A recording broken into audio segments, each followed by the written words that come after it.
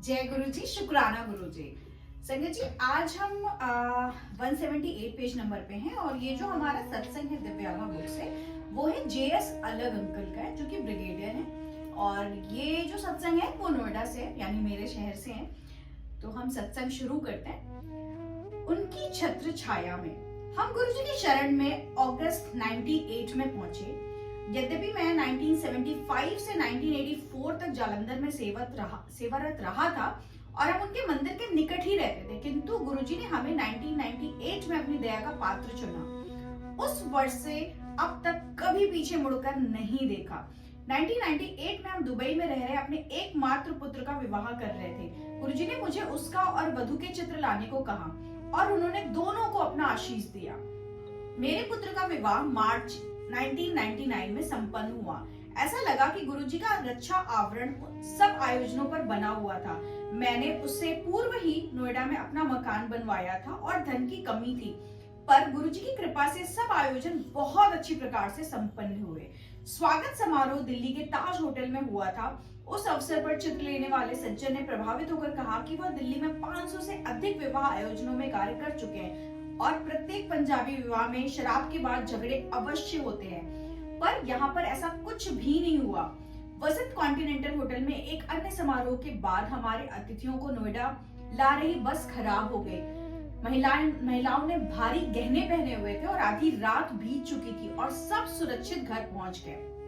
केवल सर्व विद्यमान गुरुजी ही उन्हें घर तक पहुंचा सकते थे। मेरा पुत्र दूर संचार यात्रिक है, पर वह दुबई में सुखी नहीं था। यदा कदा मैं गुरुजी से उसका उल्लेख करता तो वो चिंता करने को मना करते थे। मेरा पुत्र और उसकी पत्नी जनवरी 2000 में भारत आ रहे थे। 10 जनवरी को गुरुजी की संगत में जाते हुए मैं परिवार के चारों सदस्यों के 4 भरे हुए वीजा पत्र जेब में रखकर ले गया। मैंने गुरुजी को कहा कि मेरा पुत्र और उसकी पत्नी अर्धरात्रि को दुबई से आ रहे हैं और अगले दिन प्रातः हम सब साक्षात्कार के लिए अमेरिकी दूतावास जा रहे हैं। गुरुजी ने केवल कहा, तेरा कल्याण कर देता। वीजा मिलने की पद्धति भी पेचीदा थी।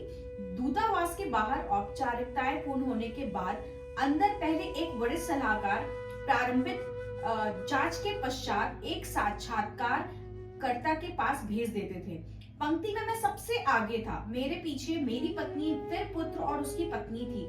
मेरी बारी आने पर मैंने चारों पारपत्र दे दिए। मेरे से प्रश्न किया गया कि क्या मैं श्री जेएस अलग हूँ। मैंने उत्तर दिया कि मैं ब्रिगेडियर अलग हूँ। उन्होंने फिर प्रश्न किया, क्या मेरे पीछे मेरी मित्र खड़ी हुई है। मैंने कहा कि वह मेरी पत्नी है। जिस प्रकार से वह अधिकारी बात कर रहे थे, ऐसा लगा कि स्वयं गुरुजी वहां पर बैठे हुए हैं।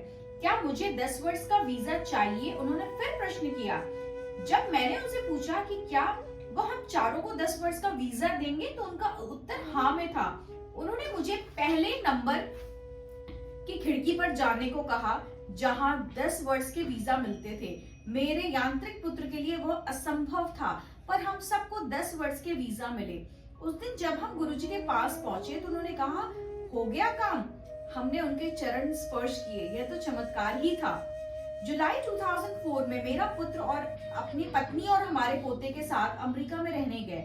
उसे वहां पर काम मिल गया था। उन दिनों वो लॉस एंजलिस में रहते थे। सितंबर में मेरी पत्नी भी कुछ दिनों के लिए उनके पास रहने चली गई। गुरुजी के कथनानुसार मेरी पत्नी उनका एक चित्र सदाकार में रखती थी। उस माह मैं बड़े मंदिर में सत्संग के लिए गया था। जब वहां से लौटा तो मेरे कपड़ों से गुरुजी की सुगंध आ रही थी। कपड़े उतारने पर भी उस सुगंध की तीव्रता बनी रही। प्रातः सोकर उठने पर नियम के अनुसार मैंने अपनी पत्नी को फोन किया तो बेटे ने फोन पर बताया कि उनके साथ एक भयंकर कार दुर्घटना हुई थी। एक चौराहे पर उनकी कार से एक दूसरी कार टकराई थी, पर वह सब सुरक्षित रहे। कार बेकार हो गई थी। मेरी पत्नी ने बताया कि हमारा पोता, जो कार के पिछले भाग में शिशु सीट पर बंधा हुआ था, उछलकर उसकी गोद में आ गिरा था। वह उसके साथ पीछे ही बैठी हुई थी। मेरी पत्नी ने भय के कारण बहुत देर तक अपनी आंखें ही नहीं खोली। अंततः जब खोली तो वह मुस्कुराकर उसकी ओर देख रहा था। सबको सुरक्षित पाकर उसने गुरुजी को धन्यवाद दिया। अगली बार एम्पायर स्टेट में गुरुजी के दर्शन के लिए पहुंचने पर मैंने गुरुजी को पूरी घटना बताई तो उन्होंने मुस्कुराकर मुझे बैठने को कहा। उन्हें इसका पूर्वाभास था। मई 2006 में एक मित्र के यहाँ भोजन करने के पश्चात घर वापस आते हुए मैं सड़क के दूसरी ओर घूमने के लिए पूरा यू टर्न ले रहा था। तभी तेजी से आ रही एक गाड़ी से टक्कर होते बची। वह कार 150 किलोमीटर की गति से आ रही थी। मैंने तुरंत ब्रेक लगाई और अंतिम क्षण पर वह कार झटके से मुड़ती हुई आगे निकल गई, जैसे कोई रक्षा कर रहा हो।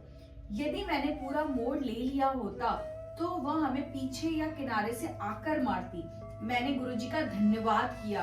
गुरुजी के तो चमत्कार होते ही रहते हैं। उनकी छत्र छाया सदा हमारे परिवार पर बनी हुई है। जय गुरुजी, शुक्राना गुरुजी। तो संगत जी, जब भी गुरुजी कहते हैं ना, जा तेरा कल्याण कर देता, तो एक्चुअली बहुत बड़ी ये ब्लेसिंग होती है। और वो लोग बहुत खुश नसीब हैं जिन्होंने गुरुजी को सामने से इतनी बड़ी ब्लेसिंग्स लेते हुए मतलब वो सामने से मिले हैं। और बहुत ही प्यारा सत्संग था। जय गुरुजी, शुक्राना गुरुजी।